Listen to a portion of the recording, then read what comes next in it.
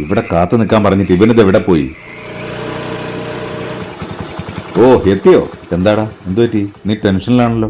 ഞാൻ പെട്ടു പ്രവി, എല്ലാം കയ്യിന്ന് പോയി. ഇനി എന്താ ചെയ്യാ? എന്റെ കുടുംബം, ഭാര്യ, മക്കള് ഇവരൊക്കെ ഇത് കാണുമ്പോ. നീ കാര്യം എന്താണെന്ന് പറ. ഒരു 5 മാസം മുമ്പ് ഒരു ഓൺലൈൻ ലോണിന്റെ മെസ്സേജ് വന്നു. പൈസ കയ്യിലില്ലാത്ത സമയമായതുകൊണ്ട് ഞാനത് ഓപ്പൺ ചെയ്തു. അവർ പറഞ്ഞ രേഖകളൊക്കെ കൊടുത്ത് 10,000 രൂപ ലോൺ എടുത്തു. നീയും കുടുങ്ങിയോ? എന്താടാ ഇത്? ഇടാ, അവര് പറഞ്ഞ ചില ആപ്ലിക്കേഷൻ ഞാൻ ഡൗൺലോഡ് ചെയ്തു. എനിക്ക് തോന്നുന്നത് അതിനുശേഷം എന്റെ ഫോണിലുള്ള കാര്യങ്ങളൊക്കെ അവർക്കും കാണാമെന്നാ. ഗാലറി പോലും, ഞാൻ എവിടെ ഇടാത്ത ഫോട്ടോ പോലും മോർഫ് ചെയ്ത് ന്യൂഡാക്കി എനിക്ക് അയച്ചിരിക്കുക. ഇതെന്റെ ബന്ധുക്കൾക്കെല്ലാം അയക്കുന്ന ഭീഷണി. വാങ്ങിയതിന്റെ ഇരട്ടിയുടെ ഇരട്ടി ഞാൻ തിരിച്ചടച്ചിട്ടും വിടുന്നില്ല. നീ എത്രയും വേഗം സൈബർ ഹെൽപ്പ് ലൈൻ നമ്പറായ 1930 വിളിച്ച് പരാതിപ്പെടും. ടെൻഷൻ ആവണ്ട. ഇനി ഇതുപോലുള്ള ഏടാകൂടത്തിൽ ചെന്ന് ചാടാതിരുന്നാ മതി, കേട്ടല്ലോ.